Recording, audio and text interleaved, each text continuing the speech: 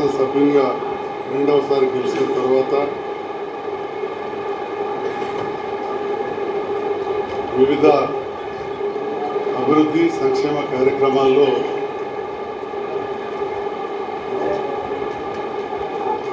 పాల్గొంటున్న సందర్భంలో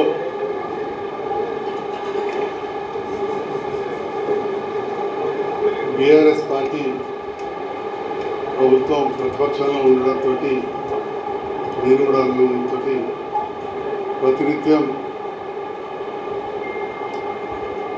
వందలాది మంది ప్రజలు కార్యకర్తలు నాయకులు వారి అవసరాలు ముఖ్యంగా జగిత్యాల ప్రాంత అభివృద్ధి విషయంలో ఎన్నోసార్లు అడగడం జరిగింది. మరి ఆ సందర్భంలో జగిత్యాల ప్రాంత అభివృద్ధి సమర్థవంతంగా చేయాలంటే గౌరవ ముఖ్యమంత్రి రేవంత్ రెడ్డి గారితో కలిసి పనిచేస్తేనే సాధ్యమవుతుందని అనిపించింది. ప్రజాస్వామ్యంలో అందరికీ తెలుసు ఇంత అధికార పార్టీకి అవకాశాలు ఎక్కువ ఉంటాయి. రెండవది రేవంత్ రెడ్డి గారు కూడా అన్నమాట ప్రకారం రైతు రుణమాఫీ ముఖ్యమంత్రి గారు రైతు రుణమాఫీ 31,000 కోట్లు తప్పకుండా చేస్తామని చెప్పి ఇప్పటికే వారు పూర్తి స్థాయిలో కసరత్తు ప్రారంభించారు. రైతులందరూ కూడా గౌరవ ముఖ్యమంత్రి రేవంత్ రెడ్డి గారు కూడా రైతు కుటుంబం నుంచి వచ్చిన సామాన్య రైతు కుటుంబం నుంచి వచ్చిన వ్యక్తి కాబట్టి పూర్తి విశ్వాసం ఉంది. రైతులు కూడా రేవంత్ రెడ్డి గారి పక్షాన నిలబడడం కనబడుతూ ఉంది. దాంతో పాటుగా 6 గ్యారెంటీలో భాగంగా ఇంకా మిగతాయి కూడా ఇప్పటికే కొన్ని ప్రారంభమైనవి. ముఖ్యంగా మహిళల విషయంలో కావచ్చు, ఉచిత కరెంటు విషయంలో కావచ్చు. మరి ఇవన్నిటి తోడు జగిత్యాల ప్రాంత అభివృద్ధిని దృష్టి పెట్టుకొని గౌరవ తెలంగాణ రాష్ట్ర ముఖ్యమంత్రి రేవంత్ రెడ్డి గారితో ఆ ప్రభుత్వంతో కలిసి పనిచేయాలని చెప్పి వెళ్ళినప్పుడు వారు కూడా సాధారణంగా చిన్న కండవతోటి నన్ను ఆహ్వానించారు. వారికి హృదయపూర్వక వారితో పాటుగా వారి మంత్రివర్గ సభ్యులు నాతోటి శాసనసభ్యులందరూ కూడా హృదయపూర్వక ధన్యవాదాలు తెలియజేస్తున్నా. ఏ మాట మీదనైతే నాతోటి పూర్తి సహకరిస్తామని చెప్పారో అన్నమాట ప్రకారం జగిత్యాల పట్టణంలో డబుల్ బెడ్రూమ్ ఇల్లు ఎక్కడా లేని విధంగా కట్టడం జరిగింది. దానికి మొదటిసారి గెలిచిన శాసనసభ్యునిగా కాంట్రాక్టర్ కావచ్చు, కొంతమంది సహకారంతో చాలా కొంత కష్ట నష్టాలకు వచ్చి కూడా మేము పూర్తి చేసినాం. దాదాపు 4,500 ఇండ్లు అంటే 20,000 మంది కడుపేదొస్తాం. వారికి మౌలిక వసతుల కోసం నిధులు అవసరం ఉంది, చేయలేకపోయినాం. పాతవి కూడా కొన్ని బకాయిలు ఉండే, అయితే అవన్నీ కూడా చేస్తామని చెప్పి మాట ఇవ్వడమే కాకుండా జీవో కూడా 32,16,00,000 రూపాయలు నిన్న తారీఖున జీవో ఇవ్వడం జరిగింది. అంటే 4,500 ఇళ్ళంటే దాదాపు 20,000 మంది కడుపేదస్తులు ఉంటారు. మరి నాది పూర్తి స్థాయిలో రాజకీయ కుటుంబం, నా రక్తంలో రాజకీయం ఉంది. నేను పుట్టకముందే మా చిన్నతాత గారు మొట్టమొదటి కాంగ్రెస్ పార్లమెంట్ సభ్యులు, కాంగ్రెస్ పక్షాన. అంతకుముందు సిపిఐ ఉంది ఇక్కడ కరీంనగర్లో. మాక్నూర్ శ్రీరంగరావు, నా పేరు మాక్నూర్ సంజయ్ కుమార్ అంశాలి. మాక్నూర్ శ్రీరంగరావు మా సొంత చిన్నతాత. వారి పిల్లలు లేరు. మా నాన్నగారు తమ్ముడిని అడాప్షన్ చేశారు. వారు ఒకసారి పార్లమెంట్ సభ్యులైన తర్వాత గుండెపోటుతో మరణించి ఆ ఉన్నొక్క టర్మ్లో ఇక్కడ గాంధీనగర్ ఏర్పాటు చేయడంలో కీలక పాత్ర వహించారు. అదేవిధంగా నా భార్య తరఫున కావచ్చు, మా అమ్మ కూడా మేనమామ, నా భార్యకైతే సొంత తాత జువాడి సుబ్బారావు గారు 3 సార్లు మంత్రిగా ఉన్న సందర్భంలో నేను కూడా అప్పుడు చిన్నపిల్లవాడిని. నా సొంత అంతర్గామంలో అప్పుడు ఇందిరమ్మ కాలంలో ఇల్లు కట్టించడం జరిగింది. మా అమ్మడి కుటుంబం స్థలం ఇవ్వడం, అక్కడ బీద వాళ్ళకి ఇల్లు కట్టించడం. అట్లా ఈ రకంగా ఆ కాంగ్రెస్ పార్టీతో కూడా ఆ ప్రభుత్వాలతో చిన్నప్పటి నుంచి కూడా అనుబంధం ఉంది. మధ్యలో వారు చనిపోయిన తర్వాత పెద్దలు చుక్కారావు గారు రాజకీయాల నుంచి పక్క తప్పుకున్న తర్వాత నేను పెద్ద ఏ పార్టీలో కూడా యాక్టివ్ లేకున్నా కానీ రాజకీయాలు ఎప్పుడు చురుగ్గా ఉంటుంటాయి. మెట్పల్లి శాసనసభ్యునిగా ఉన్న కీర్తిశేషులు వెంకటరామ రెడ్డి గారు నాకు చిన్నప్పటి నుంచి కూడా క్లాస్మేట్, డిగ్రీలో ఫ్రెండ్, చిన్నప్పటి నుంచి కూడా మంచి మిత్రుడు, డిగ్రీలో క్లాస్మేట్. తను పోటీ చేస్తే అవుట్రైట్గా సపోర్ట్ చేసిన. చాలామందికి తెలుసు మెట్పల్లిలో, ఎందుకంటే మెట్పల్లి నియోజకవర్గంలో నేను అక్కడ ప్రాక్టీస్ చేసేవాడిని డాక్టర్గా. మరీ ముఖ్యంగా అది నా స్వగ్రామం పక్క గ్రామం నుంచే స్టార్ట్ అవుతుంది, అంతర్గామ పక్క నుంచే కొండాపూర్ నుంచే స్టార్ట్ అవుతుంది. కాబట్టి మా స్వగ్రామం నుంచి ఉన్న రైతులు కావచ్చు, వివిధ వర్గాల వారు అందరూ తీసుకొని ఈ ప్రాంతం అంతా కూడా పర్యటించడం. మెట్పల్లిలో కూడా అంతకుముందు చోకరావు గారు మనోహర్గా పేరుండడంతో ఎంతోమంది రాజకీయ నాయకులతో సంబంధం ఉండి రాజకీయాలకు అతీతంగా కూడా బీజేపీ కూడా ఇంకా సభ్యత్వం లేదు కానీ సపోర్ట్ చేశాం. తర్వాత మిత్రులు ఎల్లన్న గారు అప్పుడు తెలుగుదేశం పార్టీ అధికారంలో ఉండే, అంటే అధికార పార్టీని అధికారానికి పోలే, ప్రతిపక్షాలు ఉండే బీజేపీకి కూడా మా మిత్రులు సపోర్ట్ చేశారు. అట్లనే కాంగ్రెస్ పార్టీ అధికారంలోకి వచ్చింది. మిత్రులు రమణన్న గారితో ఫ్రెండ్షిప్ ఉంటుండే. అధికార పార్టీ మరి అప్పుడు కాంగ్రెస్ పార్టీ, అధికార పార్టీ అని చెప్పే పోకుండా మిత్రులతో ఉన్నాం. వారు కూడా గెలిచిండ్రు, వారు కూడా ఇక్కడ కొన్ని సేవలు అందించారు. తర్వాత 14లో కవితమ్మ గారు నన్ను ప్రోత్సహించి రాజకీయాలకు తీసుకొచ్చారు. నేను వచ్చిన సందర్భంలో అసలు కౌన్సిలర్లు లేరు, అభ్యర్థులు ఇక్కడ ఎంపీటీసీలు లేరు. ఆ విషయం మీ పాత్రికేయులందరూ తెలుసు. ఈ జిల్లా మొత్తంలో అసలు ఒక్క మండలం కూడా గెలవని పరిస్థితి, అత్యంత తక్కువ కౌన్సిలర్లు గెలిచిన పరిస్థితి ఎక్కడ ఉందంటే 2014లో జగిత్యాల. వాళ్ళంతా నామినేషన్స్ అయిపోయిన తర్వాత ఎలక్షన్స్ జరిగే టైంలో నేను బీఆర్ఎస్ పార్టీలో కలిసి పోటీ చేసి చాలా తక్కువతో ఓడిపోయాను, చాలా తక్కువ. తర్వాత ఓడిపోయినా కానీ వెనుదిరిగి చూడకుండా ఏ మాట కామాట 100 సార్లు చెప్పిన, ఈనాడు కూడా చెప్తా ఉన్నా, కవితమ్మ గారి ప్రోత్సాహంతో పార్టీని బలోపేతం చేసినాం. పూర్తి స్థాయిలో మంచి విజయాన్ని సాధించినాం. ఆ విజయాన్ని సాధించినాక కరోనా వచ్చి కొంత ఇబ్బందులని, కవితమ్మ గారు కూడా ఓడిపోయి ఉన్నారు. సో 2 రకాల ఇబ్బందులు, అటు కవితమ్మ గారు ఓడిపోయే ఇబ్బంది, నాకు ఆ పార్టీలో పెద్ద అనుకున్నంత పరిచయాలు లేకుండే. ఎందుకంటే రాగానే ఎలక్షన్లు కానీ ఓడిపోయినాం. నేను జగిత్యాలనే వైద్య వృత్తిలో వండుకుంటూ కవితమ్మ గారి సహకారంతో కొన్ని పనులు చేసినాం, ముఖ్యమంత్రి గారి సహకారంతో. తర్వాత కరోనా వచ్చింది, అటు కవితమ్మ గారు ఓడిపోవడం, ఇటు కరోనా రావడం.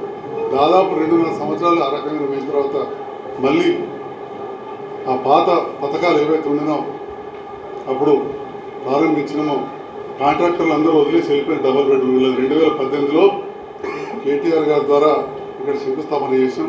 అప్పుడు నేను ఎమ్మెల్యే కూడా కాదు, కవితమ్మ గారు పార్లమెంట్ సభ్యులు. ఆ కాంట్రాక్టర్ 3 సంవత్సరాలు వదిలి వెళ్ళిపోతే మా కుటుంబ సభ్యులకు మిత్రులైన కాంట్రాక్టర్ని తీసుకొచ్చి 4000 ఇండ్లు నిర్మాణం చేసినాం. ఒక జగిత్యాల ఒక్క డబుల్ బెడ్రూమ్ ఇల్లు కట్టాలంటే ఎంత కష్టం మీకు తెలుసు. ఎన్నో నియోజకవర్గాల్లో ఒక 200-300 కూడా కట్టలేకపోయిన పరిస్థితులు ఉన్నాయి. ఇక్కడ అదేవిధంగా నిరంతరం ప్రజల మధ్య నుండి పల్లెనిద్ర అంటే చేసుకుంటూ ప్రజల మధ్య నిరంతరం అందుబాటులో ఉండడంతో చుట్టుపక్కల నియోజకవర్గాల్లో కొంత ప్రతికూల పరిస్థితులు ఏర్పడి బీఆర్ఎస్ పార్టీ శాసనసభ్యులు ఓడిపోయినా ఇక్కడ నన్ను గెలిపించింది. నా మంత్రిగా కూడా నిరంతరం ప్రజల మధ్యలో ఉంది. మన అంత విశ్వాసంతో నేను గెలిస్తే ఈ ప్రాంతం అభివృద్ధి అవుతుందని చెప్పి ఏదైతే ప్రజలు గెలిపించారో, మరి ప్రజాస్వామ్యంలో ప్రతిపక్ష పార్టీలకు పనిచేసే దాంట్లో మరి ఒక పాత్ర ఉండదు, ప్రతిరోజు విమర్శించడం. మరి కొంత పని చేయాలి, ఈ ప్రాంతం అభివృద్ధి చేయాలి అని చెప్పి ఆలోచన చేసి గౌరవ ముఖ్యమంత్రి గారిని కలవడం, కొందరు మంత్రులు కలవడం, వారు కలిసి పనిచేద్దామని చెప్పడంతో నేను గౌరవ ముఖ్యమంత్రి గారితో కలిసి పనిచేయడం జరుగుతుంది. ఇదే విషయాన్ని మీ మీడియా ద్వారా మరొకసారి తెలియజేయాలని చెప్పి ఈరోజు ఈ పత్రికా సమావేశం పెట్టాం. నిన్న గౌరవ party working president, BRS party working president గౌరవనీయులు మాజీ మంత్రి వర్యులు కేటీ రామారావు గారు, అదేవిధంగా మా సోదర సమానుడు కొరుట్ల శాసనసభ్యులు ఇంకా కొందరు మాట్లాడింది. మరి ఇతర పార్టీ వాళ్ళు గెలిచిన తర్వాత బీఆర్ఎస్ టీఆర్ఎస్ ప్రభుత్వంతో కలిసి పనిచేసిన ఆనవాయితీలు లేవా? ఆనాడు శ్రీనివాస్ యాదవ్ గారు కావచ్చు, చెప్పుకుంటూ పోతే చాలామంది ఉన్నారు. మల్లారెడ్డి గారు తెలుగుదేశం నుంచి పార్లమెంట్ సభ్యులు కలిసి బీఆర్ఎస్ ప్రభుత్వంతో కలిసి పనిచేశారు. శ్రీనివాస్ యాదవ్ గారు అటు గెలిచి ఇటు పనిచేశారు.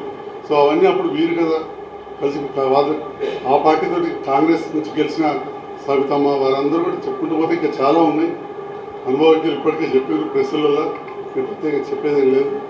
అదే రకంగా నాకు కూడా కొంత బాధ ఉన్నా కానీ మరి ప్రభుత్వంతో పనిచేయాలి, పనులు కావాలి. మరి ఎప్పుడైతే నిన్న ఈ జీవోలు వచ్చినాయో నిజంగా కూడా సంతోషం అనిపిస్తుంది.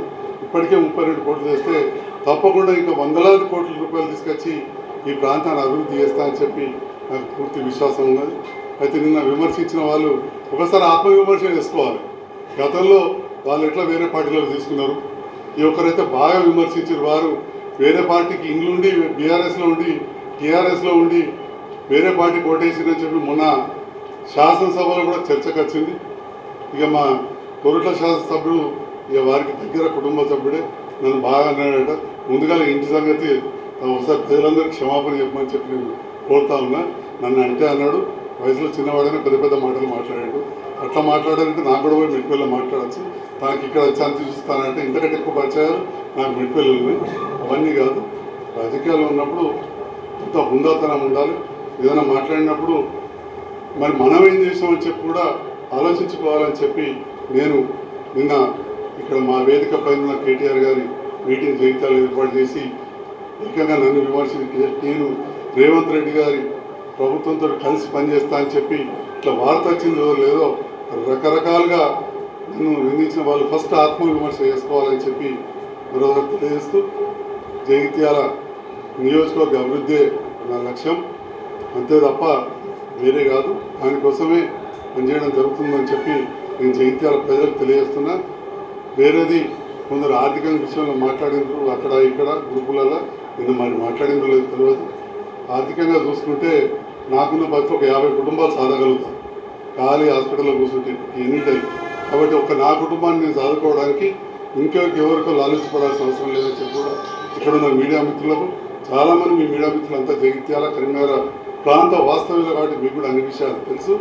కాబట్టి ఈ సందర్భంలో తెలియజేస్తూ నా కుటుంబాన్ని సాధుకోవడానికి ఎక్కువ పోవాల్సిన అవసరం లేదు. నేనే ఒక 50 కుటుంబాలు, మా ఉన్నొక్క అమ్మాయి, మా అల్లుడి కుటుంబం ఇంకో 50 కుటుంబాలను సాధే అంత కెపాసిటీ ఉంది సామాన్యుడిగా. ఎప్పుడు కూడా నేను చాలా లో ప్రొఫైల్ మెయింటైన్ చేస్తా, సామాన్య జీవితమే గడుపుతా. పెద్ద ఏదో బెంచ్ కార్లో తిరగాలనో ఎన్నో తిరగాలని కూడా లేదు. కాబట్టి నాకున్న దానికి కంఫర్టబుల్గా ఉన్నాం. ఇప్పుడు ప్రత్యేకంగా నేను రేవంత్ రెడ్డి గారిని కలవడం, పొంగులేటి శ్రీనివాసరెడ్డి గారు కావచ్చు, మాజీ మంత్రివర్యులు, చాలా చాలా సీనియర్ నాయకులు, మాజీ ఆరోగ్య శాఖ ఇరిగేషన్ మంత్రి సురేష్ రెడ్డి గారు, ప్రభుత్వ సలహాదారు నేను నరేందర్ రెడ్డి గారు, వీరందరితో కూడా చర్చించి చూడడం జరిగింది. నేను చాలామంది మంత్రులు కూడా కలిసిన, ప్రభాకర్ గారిని, శ్రీధర్బాబు గారిని, షబీర్ అలీ గారిని, ఉప ముఖ్యమంత్రి గారిని, ఇంకా కూడా మిగతా మంత్రులను కూడా తప్పకుండా కలుస్తాం. కొండ సురేఖ గారిని కూడా కలిసి అందరు సహకారం ఇవ్వడం, ఇంకా చాలామందిని అందరినీ కలిసి రేపు తప్పకుండా ఈ ప్రాంత అభివృద్ధి ధ్యేయంగా మేము పనిచేస్తా అని చెప్పి కూడా తెలియజేస్తుంది. థ్యాంక్ యూ అనేడా. అవసరం లేదు, నేనే 50 కుటుంబాలు సామాన్య కుటుంబాలు సహాయపడతాం.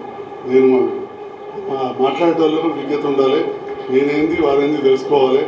వాళ్ళ అమ్మగారు మా అమ్మగారు ఒకటే మండలం, నా భార్యది వాళ్ళ అమ్మగారిది.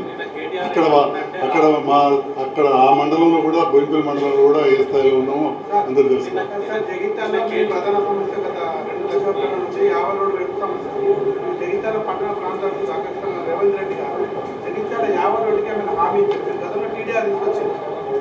గతంలో కూడా ప్రయత్నం చేసాం, అది సాధ్యం కాలేదు.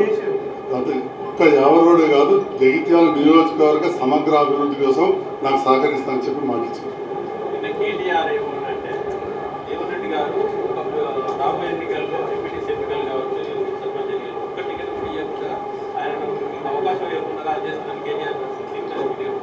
పెద్దలు జీవన్ రెడ్డి గారు నాకు చిన్నప్పటి నుంచి కూడా తెలుసు. వారు కూడా తెలుగుదేశం నుంచి కాంగ్రెస్ పార్టీలోకి వచ్చారు. వచ్చినప్పుడు వారికంటే చాలా సీనియర్ నాయకులు నా దగ్గర బంధువు. వారికి కూడా నేను ఓటేసినా అని చెప్పి ఇదివరకు ఒకనాడు ఒక మీటింగ్లో చెప్పిన, మీ కెమెరాలలో బంధించబడి ఉంటుంది లోకల్ ఛానల్ ఖచ్చితంగా ఇదివరకే చెప్పిన నేను. సో వారికి నాకు వ్యక్తిగతం లేదు, కొంత పిసిసి సమాచారం ఇవ్వడంలో లోపం జరిగిందని చెప్పి పెద్దలు చెప్పినారు. దాన్ని వారు పెద్ద మనసుతో అర్థం చేసుకుంటారని భావిస్తున్నా. ఖచ్చితంగా కలిసి పనిచేస్తాం. పెద్ద విషయం లేదు. ఆ కాంగ్రెస్ పార్టీలో ఉన్న ఈ స్థానిక నాయకులు అందరూ కూడా నాకు బాగా తెలిసిన వాళ్ళు. అందులో ఒకరిద్దరు ఏదో మాట్లాడినట్టు ఏదో కేసులో, కానీ నేను ఎవ్వరి మీద కూడా కక్ష సాధింపు చర్యలు అనేది ఏనాడో తీసుకోలేదు, తీసుకోను కూడా. అసలైన తొలి వెలుగు. ఫాలో వాట్సాప్ @తొలి వెలుగు official.